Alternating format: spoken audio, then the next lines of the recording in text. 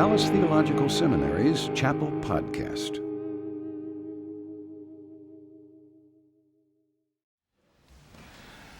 When Dr. Evans called and let us know that he was going to need to be out of town today, we asked, what would your recommendations be and in the order in which you'd like to see? And so he gave us his brother-in-law's name as high on the list of people who could step in and speak on his behalf. But Dr. Paul Cannings is not only in the family with Dr. Evans, he's within the DTS family in multiple levels. He is the senior pastor of the Living Word Fellowship Church in Houston, Texas. He serves as president of Power Walk Ministries, a national and global training ministry for clergy and lay leaders. He received his Bachelor's of Arts from Austin College, his THM from Dallas Theological Seminary. He studied at Oxford University in England and holds a doctorate in philosophy and theological studies in religion and society from Oxford Graduate School in Dayton, Tennessee. He's the author of numerous books, including Leadership Training and Keeping Love Alive, and is heard on daily radio programs, a local TV station, and oneplace.com. He's married to his wife, Everett, and they have 2 married sons and 4 grandchildren. And Pierre, who is with him here today, is one of our students at our Houston Extension campus in Houston, Texas. So Dr. Paul Cannings, thank you for being a part of the DTS family long before we knew you were a part of the Tony Evans family. In reality, Lois Evans is the claim to fame. Obviously, Paul is her brother, and so it's great to make that connection that I had not known before. So Paul graduated the year I came to teach at Dallas Seminary, so I didn't have the privilege of having him in class, but it's great that we now have his son in our classes and the extended ministry. Would you join me in welcoming Dr. Paul Cannings to our chapel this morning?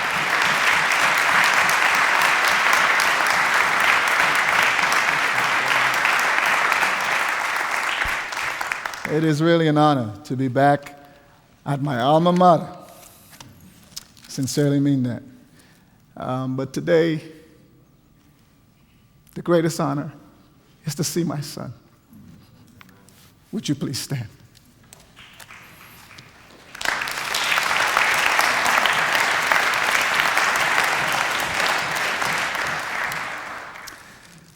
I know I just embarrassed him, and I would hear that in the car all the way. And I will be fussed at, and I will walk by and see a lot of eyes staring at me, but I am excited that God, on his own initiative, have moved my son's heart to be a part of the Dallas family and to be on our staff at our church as our youth pastor and missions pastor. You know, I don't know if Dr. Evans, I always tell Dr. Evans, don't tell nobody I'm part of your family until after I speak, man. You know, you want to wait, make sure I do all right. It's good to see Dr. Evans' son. He's standing in the back like his dad, can't sit down nowhere, just moving around. I want to pick a passage today that when I came to chapel, it always created discussion in the student center for theological and biblical stuff. But when it's spiritual life, I think we miss it when we go there. So I'm going to pick a simple passage to talk about spiritual life. It's something you already know, a passage of scripture you've probably heard a million times. But I want to pull out some elements from it because I think this is one of the most powerful experiences of spiritual life. But before we do, let us start with a word of prayer. Dr. Bailey, it's a privilege and an honor that you would allow me this opportunity to be here. It took 27 years, though.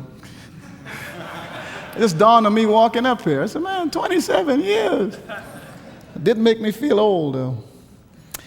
Let's pray. God, we thank you for the fact that you have an interest in us experiencing you when we were born in sin and shaped in iniquity with foolishness in our hearts. But God, that experience of you it's for a friendship. And I pray, God, that we would find such value in that nothing would steal it. So bless this time, God, so that we will learn this process. Maybe nothing new, but the refreshment. We ask. In Jesus' name, amen. You know, I've learned something today. I can't fly. But when I need to fly, I can get on Continental, my favorite airline, and fly anywhere. I could go faster than I can normally go. I can arrive quicker than I normally can arrive. So my inability to fly is maximized when I become a part of something greater than me. You know, I learned that I can't go at 70 miles an hour, and I'm trying to be decent about it because I drive fast on the highway. My wife and I have been married 31 years, and she's still holding on to the door. I keep reminding her the door hasn't helped you. I don't know what that door going to do. Hold on to me. She says, "No, the door is better." But I drive fast. At 70 miles an hour, I can't run that fast. Even in the prime of my life, I can't. But I can achieve that when I rely on the ability of a car. Underwater, can't stay past probably 30 seconds. But with oxygen tanks on my back, I can stay there as long as the supply lasts. You see, I'm empowered by my inability. I'm not become more incapacitated because of my inability. The issue between my inability and my ability is a willingness to trust something outside of me. You know, I find things that are interesting that people would come to you about as a pastor. They would say things like, "Pastor, I want to hear from God." And I'm asking them, when did God ever shut up?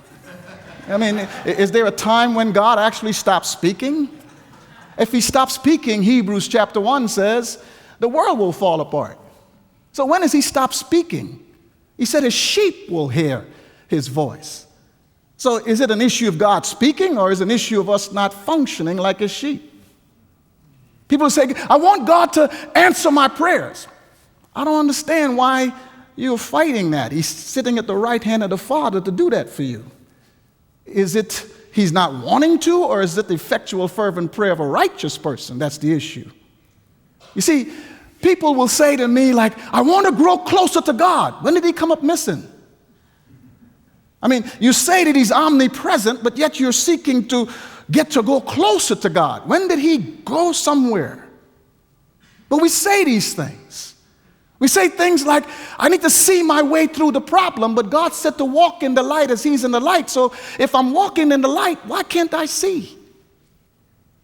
We actually make statements about things that actually show our inability rather than our ability when it comes to God. And today I want to challenge you on that, because I believe that's why God many times exposes our inability. It is not to humble us as sometimes is necessary. It is actually not to expose us beyond the fact that the more he exposes our inability, it hopefully will turn us and cause us to use him like a plane. So when marriage comes, when issues where some seminary students struggle with pornography, or when students struggle with just dealing with the pressure of life and learning balance, struggling with depression. Because no matter how hard you balance life, it's difficult. So our inability keeps showing itself. And an A doesn't fix it. Being in class doesn't fix it. It just keeps exposing itself when we lose this big A and we fall apart. We don't get what we expect. Money doesn't come in like you want it to, and we lose hope. How could we lose hope? He says in Romans chapter 5, he would say, tribulations develops perseverance. Perseverance develops character, and character develops a hope that can't fail. So how can a lack of money cause us to lose hope? You see, folks, that's the reason why I picked this simple passage in the book of Exodus chapter 14.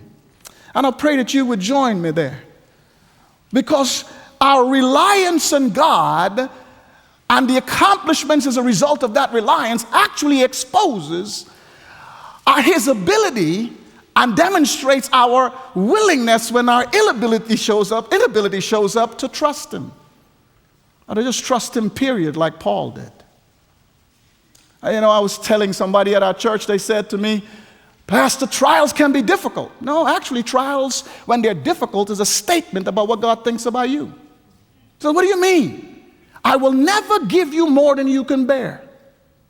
And since God is so perfect, any trial I'm in, he knows I can bear it. The issue isn't whether or not I can bear it. The issue is whether or not I could trust him through it. He said, I walk in the light, so what's the problem? Seeing through it. He says, I can do all things through Christ. He who is in me is bigger than he who is in the world. So what is Satan what can I not accomplish with Satan attacking me? Folks, this is what is faced right here in Exodus. God picked a fight. That really bothers me when God does that. Think about it for a minute. Do you think it's not a fight when you stand in front of the temple and you say, I'm going to tear this down in 3 days and build it back?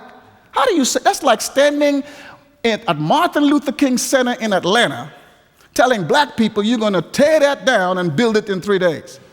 You're going to have a war on your hand. That's the same thing. God sometimes pick a fight. But he's not picking a fight because he just wants a fight. He is picking a fight because he needs people to experience him for who he is. And as long as their view is narrow, they don't know him. And when difficult times come, their narrow view controls the strength in which they approach life. Jonah believed he could run from God. His exposure of God was revealed in his disobedience. But as long as he stayed in the northern kingdom, God was at the temple. So sometimes our trials are not to encumber us, they're to empower us. We say it, but we don't function this way. He picked a fight. How do I know he picked a fight? Well, in chapter 13, look at verse 17. I got to remember that this is not African American week, because my introduction isn't finished yet. But that's why they put a clock over there. Look, verse 17, he says, now when Pharaoh had let the people go, God did not lead them by the way of the land of the Philistines, even though it was near. For God said the people might change their minds when they see war and return to Egypt. God, hold up a minute. They're about to change their minds in chapter 14. Look at verse 12. Is this not the word that we spoke to you in Egypt, saying, leave us alone, that we may serve the Egyptians? For it would have been better for us to serve the Egyptians than to die in the wilderness. Hold up, God. What is God doing? Look at verse 3 of chapter 14. For Pharaoh will say to the sons of Israel, what is he doing? He let the Red Sea come up to flood stage. They could do like the River Grande. They could go across it at certain points. But he brings it to flood stage, put their backs against the wall. Do you know how intimidating this is? The people that held you in slavery for 400 years, the most powerful army in the known world, have your back against the sea at flood stage. And God set them up to come out to you. No, folks, sometimes we don't put ourselves in these settings. You don't have paved roads. You have gravel and rock. And you have a chariot that doesn't have Michelin tires. Soldiers would line up with their armor so that when the sun shines against it, it looks like more than they actually are. And these people enslaved you. They beat you. They had total power for 400 years. Slavery is no longer outside of you, it's inside of you. And you're seeing the most powerful army come against you, and what do you have? Could you imagine being the pastor of the church at that point and you telling people I have a stick? Now, folks, understand. That's like you standing at a gas station and you have a guy coming with an M16. You got a guy coming with a rifle. You got a guy coming with a pistol. And you're standing there and God just told you, raise your key. Now, we would hear the message completely different. We'd probably hear, get your key, put it in the ignition, and leave. Their backs are against the wall with people who had enslaved them, and God picked the fight. How do I know? Chapter 14, verse 3. For Pharaoh will say to the sons of Israel, they are wandering aimlessly in the land. The wilderness has shut them in. Thus I will harden his heart, and he will chase after them. I will be honored through Pharaoh and all his army, and the Egyptians will know I am the Lord. And they did so. So God knew that if you go the way of the Philistines, you would lose heart. God says, I can't destroy the Philistines in a certain way because they didn't do anything to my people. So for the sake of justice, let's go this way. So now they're going this way, and they're standing up against an army, and God instigated the fight. And they were not allowed to carry any weaponry as slaves. So you have all these people out standing at the Red Sea, 2 million of them enslaved on the inside, and they have the army coming, and Pharaoh doesn't need nobody to give him approval to kill them. That's completely intimidating when you have a wife and kids standing next to you. And God says, don't fear. Folks, the biggest issue in our Christian walk is that fear pops up because we're looking at the situation from our ability. We're not looking at the situation based on God's ability. I mean, if they looked at it on God's ability, they would have seen frogs come up and go away. All the gods of the Egyptian come and go. We all know that. They would have seen it. No. It's not his ability. Pharaoh is a god, and he's been dominating them. And this God is so empowered and so strong that, hey, listen, he's coming against us. We're toast. They were relying on their ability. The first thing that we have to learn when God is taking us through trials to develop us, to grow us, to mature us, is that he's seeking to transfer us from depending on our ability to his. His ability is not necessary for his ability to provide us a whole lot of money. Paul says, I learned to be content. And I still believe in the same book, I can do all things through Christ when I'm broke. Why not? The story of the 5 loaves, 2 fishes. Why not? Without GPS, Coast Guard, the Philippians found him. They found him. Who directed them? God. See, when you think of the ability of God, you must think of his activity in your past. When you think of his activity in the past, it empowers you to trust him in the present. David would tell us that. I killed a lion and a bear, bring on Goliath. Goliath was bigger. Goliath was more experienced at war than David at 16 years of age. But David looked back to look forward. They did not look back to look forward, so fear controlled them. And when fear controls us, is a strong statement that my ability is more important than God's. Here's the second thing. You see, what he says here is that the Lord will fight for you while you keep silent. In other words, until you show that you are willing to rest in God, he's not fighting. And the amazing thing about this is, verse 19, the angel of the Lord who had been going before the camp moved and went from behind them, and a pillar of cloud moved from before them and stood behind them. So in other words, God is before them. You got a fire and cloud and all this is already taking place, and he's before them. But he doesn't move. It's not that he could not get them across the Red Sea, not that he couldn't do anything, it's that they weren't willing to be silent. Now, silent doesn't mean that you don't take care of your wife, your kids, and manage all this in front of you. Silence in the Bible doesn't mean no activity. It just simply means that the issue that I face, I've already addressed it to God. I've cast my load upon God. I've trusted him. When I'm anxious, I keep praying. But I am not going to let anxiety and stress cause me to cry out hopelessly before God, because the word they use for crying out here is a word that shows thunderous crying. Could you imagine 2 million people thunderously crying? They didn't believe that God can fight for them. And God in front of them would not start fighting until they learn to trust him. Oh, folks, the only reason why you get up and drive at 80 miles an hour is because you believe in the brakes. If you don't, we have serious mental issues to discuss. The only reason that you would jump into a plane is because you believe it will land. That's the only reason that allows you to surrender.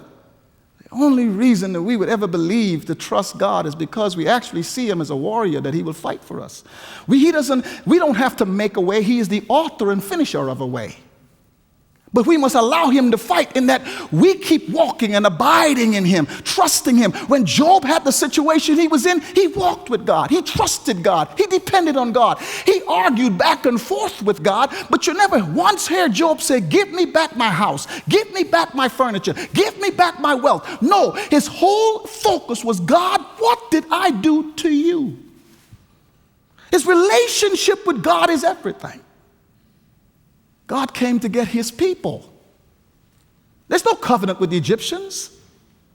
How could he line up with the Egyptians when his covenant is with them? And the fact that they are out of Egypt without fighting one war, who fought for them? How did they get out? Who fought for them? He did. Now they are unwilling to believe he can fight when he got them out. Folks, 4 years of seminary could be classrooms, or 4 years of seminary could be the fact that God has made a statement that no matter what you face, no matter what difficulties you experience, no matter how difficult the class is, no matter how difficult a marriage can become because of stress and tension, no matter what you go through, I have proven to you that I fight for you.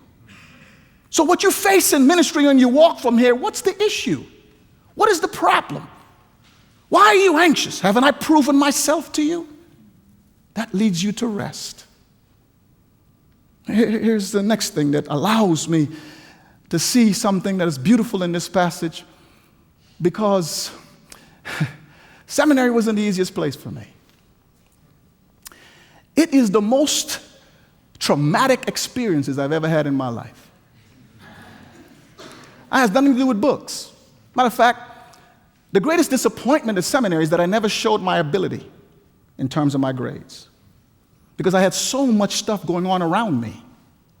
So much. I can remember getting ready for an Hebrew exam.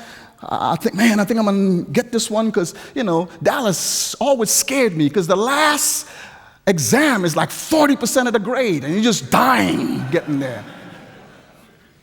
So I remember standing at the door, going out, wife and I talking and everything, and my wife falls out. Boom. She falls down, doesn't faint, just grabs her abdomen and drops. And I'm going, I'm down on the floor going, what's wrong? Oh, I'm fine, woman thing maybe. I said, no, we're going to the doctor. What about your class? We're going to the doctor. What? Paul, you got to study. You only have I used to work 40 hours a week, take 12 hours a semester. I slept 3 hours a night for 4 years. See, we even structured my family where I could tell you how the structure is, and it's been 27 years. I got up at 2:30, I studied till 7. I dressed 8 and got ready to get to class, which I made late at 7:45 every time. I'm surprised I didn't get kicked out, because I was in Duncanville trying to get down to Dallas.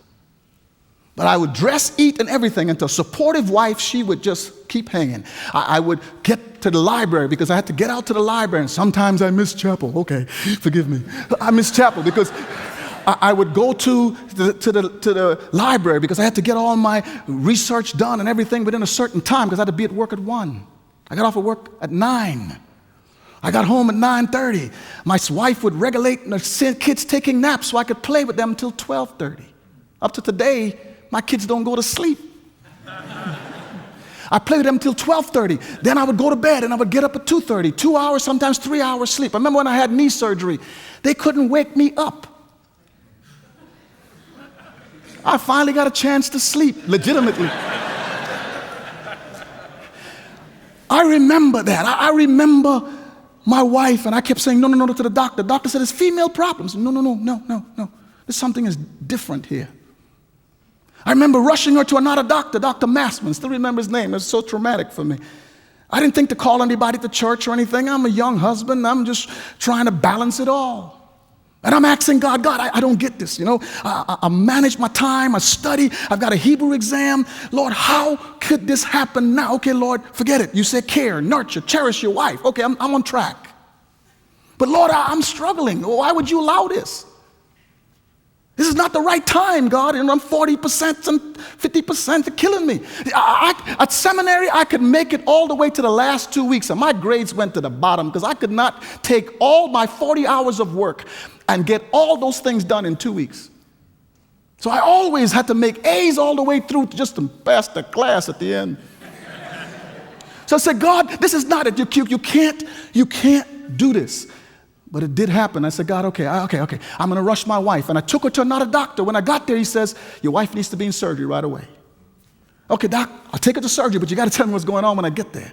I rushed her to the surgery. He says, your wife will have been a stiff person by the morning. She has internal bleeding. Seminary was that traumatic for me. I finished my last year after knee surgery. But what God taught me is what is happening in verse 15. That's what God taught me. That the greatest experience of seminary is my trials. I would never tell you that then. We had some serious conversations, God and I. I studied Hebrew at traffic lights. I used to get those little cards and I would study them. I got honked on so many times. I would just say the Christian thing, God bless you. Yeah. But verse 15 is me. That has blessed me as a pastor to stand in the most difficult times and tell people stuff I don't even know how God will do it. Verse 15 says, and the Lord said to Moses, why are you crying to me? Sounds simple. He doesn't say, why are the people crying to me? I understand. They're weak. I understand they got a lot of fear. I understand they've been in slavery. They didn't been in church. They didn't have Genesis through the Deuteronomy and the Pentateuch to study while in slavery. Okay, most of them can't read. No problem. I will work with them. But Moses, why you? Why you? You were taking care of sheep. I took a stick and made it powerful for you. Moses, why you? I told you in chapter 3 to meet me on the west side of Mount Horeb. So why are you not going to be able to meet me there? Why you, Moses? The same word cry is the same word used for their crying. How can you cry, Moses? I walked with you. I showed you that in spite of your thinking you're something special for 40 years, I allow you for 40 years to become a nobody, and in a minute's time, I've made you lead 2 million people. And all because of me. You have done nothing but say what I told you to say. You've done nothing but do what I tell you to do. You can't claim anything but me. How can you? That's how intimate God becomes when your back is against the wall. You see, I've learned in standing in ministry, when a person walks in to a building we're finally able to build and thinking we're getting ready to go in, and the inspector walks into the kitchen and goes, this kitchen, you messed up when you put that stove there. What are you talking about? You've made this a restaurant kitchen. You now have to rearrange this entire kitchen. When they priced that out, $50,000, the bank already said, don't come back. You have no more money. Don't come back. That's what the bank said. $50,000. I went back to the bank. Why are you back? You're a bank. You're going to have to pay this back in 6 months. I don't believe you will be able to do it. I said, God, it's your problem. How did I learn that? When my son was jumping up on the couch and I saw stuff coming out his nose, and I said, that's different. I'm taking him to the doctor. Rushed him to the doctor. Exams due. Always for the worst times in my life. Something like the time I really needed to just have time were the times God attacked. Next thing I know, I am rushing my son to the hospital because the doctor says his lungs are filling up. He has pneumonia. In 2 days, you would not have a son. Now my whole week is rearranged. My whole time is rearranged. Son is at the house. Mama wants to be by her son's side. Can't touch that. Now how do you manage class? How do you manage? I've learned when standing in that bank, God, you're able. to do exceedingly abundantly all I could ever ask or think. I didn't create this problem, you allowed it. So God, you could fix it. Give me the $50,000. I went back in 4 months, paid him. I was looking for the guy because I wanted to tell him, watch my God. But you know what that does for me as a pastor? It creates trust from the people in the congregation that God walks with their pastor, just like it did for Moses. You think Moses became a weaker leader in their eyes? They were arguing with him. Moses, why did you bring us here? But when they crossed the Red Sea, Moses is a different person. What God taught me is that the worst times of your life in seminary were your best times because you trusted me, you prayed to me, you tried to balance everything. So now when ministry gets hard, you've learned to balance this, balance that, work this. You've learned to push yourself to the side, not worrying about sleep, how tired you are. You learned that, not from a theology class. You learned that in the midst of it. Moses had a knowledge of God, but when he's faced with the problems of life, he cried. Just like the people. He may have gone in his little corner and cried because they don't know he's crying, but God does. And God says, Moses, how could you? Of everybody else, how could you? When God has done so much in your life, the question is, when I've gotten so broad for you, so high for you, so deep for you, how can you worry? You got more notes than the common Christian. You have more theology than the common person. So how can you, having a knowledge of me, not trust me? You know me. Why, folks? It's because the trials of our lives, we don't see that as a classroom. We see it as a problem. And when your back is against the wall, God is saying, I gave you the information to create the best classroom ever. Because now, once I gather your heart, you know how to make it through. The best classroom. That's why I was just teaching out of town. I was telling them, when you talk about trials, knowledge always lines up last. Because what God is saying, when you get to know him, then you become more hungry for knowledge. Why? You got to find your way through. And you have to have not just the word of God, but the truth, the reality of what it means. That's when you're free, like Paul. You could take Paul's money. Paul says, I've learned to be content. You can whip Paul. The sufferings of this present time don't compare to what I saw in the third heavens. He said, Paul, listen, man, we're going to kill you. For me to live is Christ, to die is gain. Paul, you are stuck in jail. You're not going anywhere. Watch me. I can do all things through Christ who strengthens me. Released from jail. Paul, look at your reputation. You had 5 whippings, 39 lashes, shipwreck a bunch of times. But you're not getting it. My God is able to do exceedingly abundantly all I could ever ask or think. So it doesn't matter where I'm at. It's matter where he is. See, to me, spiritual life is getting down in the ground with God. He could take you wherever he wants. He could lift you how high he wants. He could stretch you how far he is because he knows how to try the people he developed. We complain too much because on touch of all the knowledge, we got all of the materialism of this world. And we think we're losing something when Job would say, I gained everything. Moses, how could you? How could you, Moses? Here's the next thing.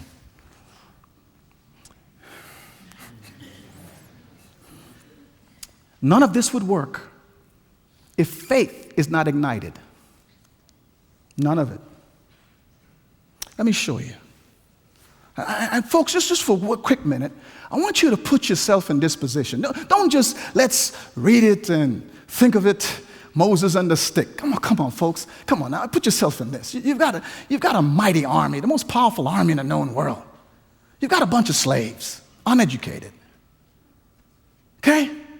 You once led that army. You know how they fight. You were a general in that army. You understand how they go to war. You could see their alignment and know exactly what they're thinking of doing. And you have a stick. You have a stick. I started a church with 2 people with big plans, 81-page manual. My wife says, oh, God, help him. I said, babe, I'm not serving a little God, so I have small plans. Let him determine how big these plans will be. Let him determine when they stop. I don't know the speed limit on this highway. I just drive it. Run the race that is set before you. I have no idea whether it's going to be 5 talents, 2 talents, or 1 talent. I don't know what he's going to give to me. So since he's given me the ability to design all of this, let me design it and let's see what he does. Don't manipulate anybody. Don't manipulate worship. Don't manipulate the word of God. Just do what he says and let it come out the way he chooses. If it's 20 people, 30 people, 100 people, 1,500 people, it is his process.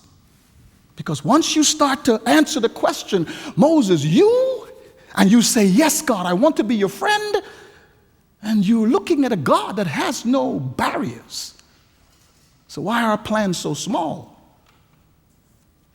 Watch this, folks. A stick? Man, that's intimidating. Especially when you pastor not too far from the hood. And you got people telling you, Pastor, you want us to knock on those doors? Why not? You say that God is able to do exceedingly. You're more than a conqueror. Didn't you quote those verses? Knock on the door. Pastor, you're going all the way to Africa. How are you going? Wait a minute. You say he's omnipresent. What happened? He left Africa?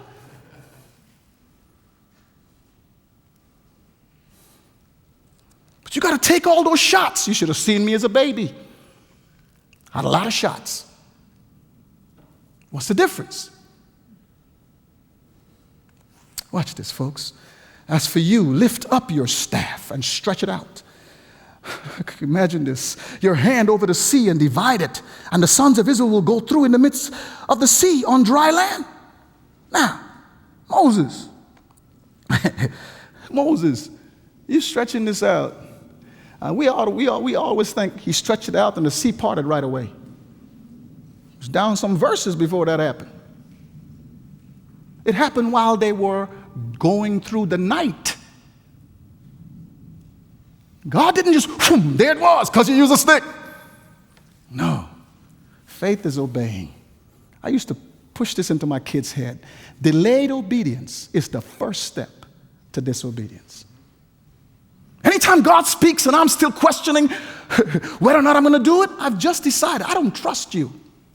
And until I gather all the information, I'm not doing what you're saying. God says, man, you just caused the angel to stay in front, not go behind. Your experience has been minimized because you have to know why rather than when.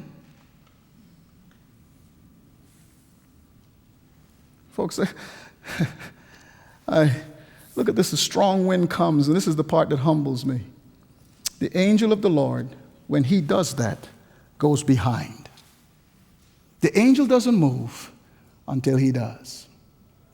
Faith, powerful. And it's the only thing that is rewarded. You know, that's a good thing to tell me the time is up.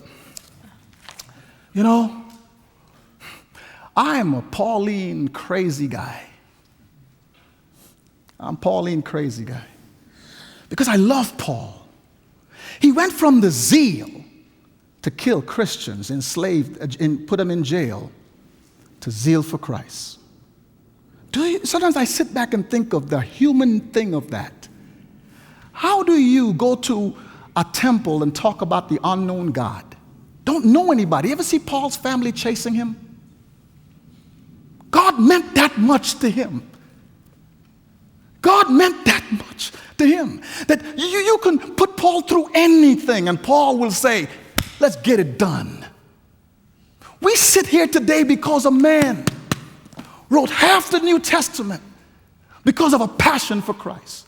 We are Gentiles. We were responsible. We respond from his work. Why can't one of us impact a city like that? Our God has gotten small. He's in a box. He's either Calvinist or Arminian, or he's in a box. He's not just simply God. And I obey him. My experience of him takes me to higher and higher levels. No matter what the level is, no matter what the sacrifice, he's my Lord. No matter if he puts my life on the line, he's my Lord. Because for me to live is Christ, to die is gain. To me, that is experiencing God. That's spiritual life. It's not how I can put it from the different theological structures and know of him. Moses knew. No, it's when I could be in a jail cell not knowing how I'm going to get out and stay there for 12 years and become the best jailer because God allowed me to be there. And when those brothers who came and put me in the well, a dry well, looked me in the face, I can say with an honest heart, what you meant for evil, God meant for good. See, God brings a nation to Egypt because a man was willing to trust God in a jail cell for 12 years. What saved the nation? A man named Daniel going to sleep in the peace of God. If you hit a lion's den and you haven't gotten eaten yet, why not sleep?